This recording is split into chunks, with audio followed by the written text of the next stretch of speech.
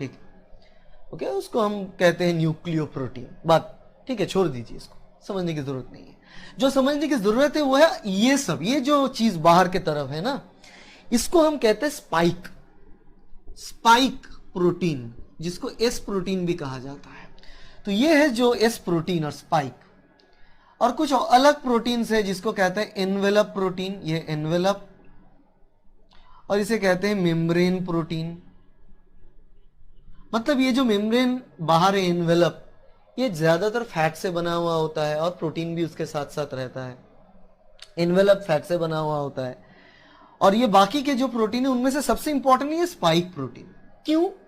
क्योंकि ये वायरस क्या करता है, धीरे धीरे नसल जो कैविटी है हमारा, उससे अंदर जाता है, और अंदर जाने के बाद जो भी यहाँ का सेल्स रहता है यहाँ पर, वहां पर जाने के बाद उस सेल्स के साथ बाइंड कर जाता है।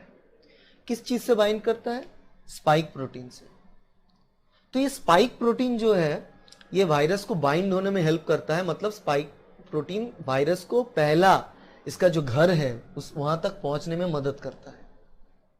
ठीक है, जब भी हम वैक्सीन बनाने की कोशिश करते हैं ना, तब भी हम ये जो वायरस है उसके बॉडी के कुछ पार्ट, वो हो सकता है स्पाइक प्रोटीन, वो हो सकता है ये न्यूक्लिक एसिड जो यहाँ पर आरएनए है, हो सकता है वो एनवेलप प्रोटीन, कोई भी बॉडी के पार्ट्स हमें चाहिए। पूरा पूरा वायरस कभी भी हम ले सकते हैं, मगर ज्यादातर सिचुएशन पर हमें उसके बॉडी का कोई प्रोटीन, कोई एक टुकड़ा चाहिए, राइट? वो हो सकता है स्पाइक प्रोटीन, वो एनवेलप प्रोटीन, वो हो सकता है एनवेलप का कोई पोर्शन, वो हो सकता है मेम्ब्रेन प्रोटीन का कोई पोर्शन। ये कोई भी पोर्शन हम लेके अगर एक हेल्दी इंसान के अंदर वो इंजेक्ट कर दें तो क्या होगा? धीरे धीरे धीरे धीरे वो छोटा जो पोर्शन है उससे क्या है, पूरा वायरस नहीं है, तो मतलब वायरस जो बीमारी फैला रहा था वो नहीं होगा, मगर क्या होगा, बॉडी का जो इम्यून सिस्टम है वो डेवलप हो जाएगा।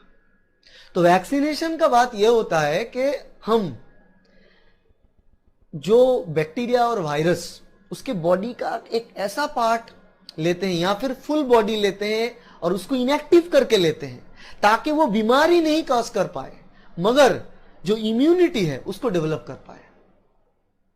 क्योंकि ये बॉडी का कोई भी पोर्शन हम अगर हमारे शरीर के अंदर डाले तो वो बाहर की है, ये हमारा इम्यून सिस्टम देख के पहचान सकता है कि ये हमारे शरीर की टुकड़ा नहीं है, ये बाहर से आया है, और देखने के बाद वो इम्यूनिटी को डेवलप करेगा, और इस हिसाब से ही हमारा इम्यूनिटी